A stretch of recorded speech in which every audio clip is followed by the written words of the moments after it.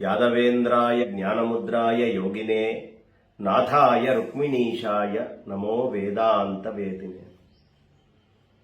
చాలా అద్భుతమైనటువంటి రోజు గీతా జయంతి. ఎందుకయ్యా అంటే తల్లిదండ్రులు ఈ శరీరాన్ని మనకిస్తారు. ఈ శరీరం రాకుండా జన్మరాహిత్యం కావాలి అంటే దానికి అవసరమైనటువంటి జ్ఞానాన్ని పూర్వమే ఆ స్థితిలో ఉన్నటువంటి ఆచార్యుడు ఇవ్వాలి. సామాన్యమైనటువంటి ఆచార్యులు ఆ స్థితిలో ఉన్నారో లేరో మనం చెప్పలేము.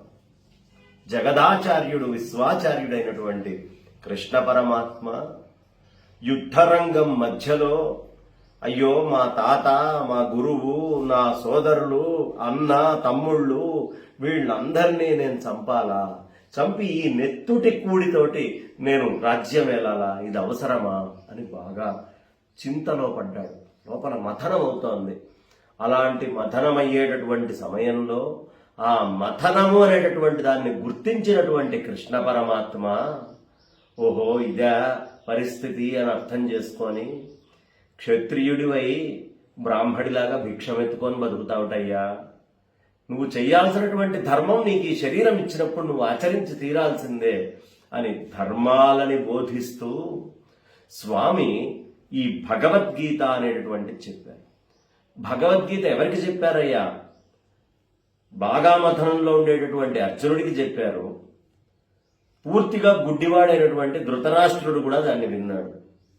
ధృతరాష్ట్రుడు ఎవరో కాదండి, మనమందరము ధృతరాష్ట్రులమే. ఈ ప్రపంచంలో కన్ను మిన్ను కామ కానక నా నా నా అనే మాత్సర్యంతో ఇదంతా నాకు సంబంధించిందే అని, ఇంత నాకుందనే మదంతో కామ క్రోధ లోభ మోహ మద మాత్సర్యాలకి బందీ అయినటువంటి మనందరినీ ఉద్ధరించడం కోసం అర్జునుడు అనేటటువంటి దూడని తెచ్చి ఆ ఉపనిషత్తులు వేదం అనేటటువంటి గోవు దగ్గర నిల్చోబెట్టి ఇదిగో అని కాస్త అర్జునుడికి అది చేపి ఆ క్షీరము భగవద్గీత సారం, ఆ ఉపనిషత్ సారం, ఆ వేదాంత సారాన్ని మొత్తము మనం తాగడానికి మనకు అందించినటువంటి పరమాత్మ. అందుకనే యుద్ధరంగంలో అర్జునుడికి కర్తవ్య బోధ చేస్తూ నిత్య నిరంతరం యుద్ధంలో ఉండే సమాజంతో యుద్ధం చేస్తూ మనలో మనం ఇంద్రియాలతోటి యుద్ధం చేసుకునే మనందరినీ కూడా ప్రశాంతపరిచి పరమాత్మతో